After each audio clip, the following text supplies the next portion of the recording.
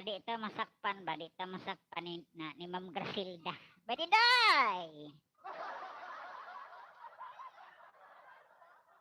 Nangutang ta kang Batidoy kang nanay ba, di lang kay di na to ihibaw kay Ma'am Grasilda. Mitchell, pulwas na ko. Salamat, Mitchell. Ayan. Maraming salamat. Luto pa ulam. Liliba. Palakpakan natin, be. Palakpakan natin si Betindoy kay nagluto na og ulam dito sa Manila. Nag-drive lang si Betindoy kay naay nanay. O, dito si Ilaw, wa na may nanay, wa na mas nanay uwa, wa na itagluto, si Tindoy nagluto na.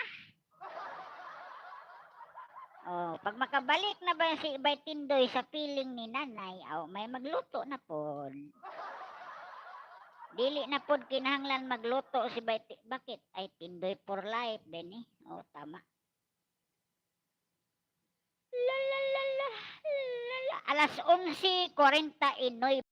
Sakto-sakto gid ba Tindoy, tamang-tama. Magluto ka na diha kay hapit na dating paniudto. Udto na, alas 11 na. Alas 11:49. Away problema sa Berikman kay naamas nanay. Walay problema sa Berikman, di magpasmos Berikman. Kay naaman si nanay, nindot gani natay nani no. Uni ang atong nanay, gwapa. Prito lang bay. Prito-prito lang lami. Naghihapon ng prito-prito. Yummy, prito-prito, Betindoy. Ay nako. Lala. Shout out guys. Maraming salamat sa mga walang sawang nakinig dyan sa mga walang kwenta nating sinasabi ha. Sa ating mga super chatter, sa ating mga sponsor. Maraming salamat. Ayan. Thank you very much, Ma'am Grasilda. Si Betindoy. Prito unya sa bawan. Lami na. Gusto na iskabitsi or mag-utan ka.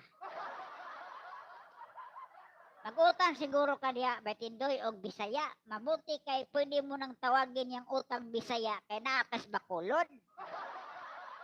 Di ba ang Bacolod, Iloilo, parte yan sa Visayas. So pwede nang sabihin ni Betindoy na nagluto ako ng utang Bisaya. Pag doon ka sa Manila, Betindoy, di ka pwedeng mag-utang ng Bisaya. Okay, di man Bisaya ang utang dito. Ay, si Grasilda pala to namali man ko si Betindoy lang akong giyaw-yaw, gisulat pa na ako dire. Naloko na. Ayan, Betindoy, Just Blast. Thank you very much, Just Blast. La la la la la la la. Live taaning 2 oras na siguro, 36 kapoy naman. Install pa ba sabitan? Yun, sipag ni Betindoy. Ay kabalaka Betindoy, unya dito higop ug mayog sabaw ni nanay. Higop ang tagsabaw ni nanay kay bisan lami to'y giluto ni nanay ron ba. Shout out kay Nanay Uwa, ang akong nanay nga masarap magluto.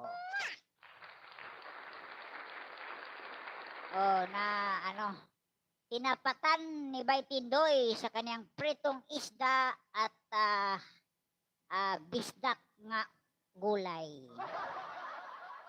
Unsay giluto nimo Betindoy? Utang Bisaya lang. Pwede na sabihin na utang na Bisaya kay nanas bisdak si Betindoy. Isa may pa dire. Namas bisdak si Betindoy. Pwede niyang isulti nga di ako nagluto kog utang Bisaya. Bisaya nga utang. Utang Bisaya. La la la la la la la. Thank you very much guys. Maraming salamat.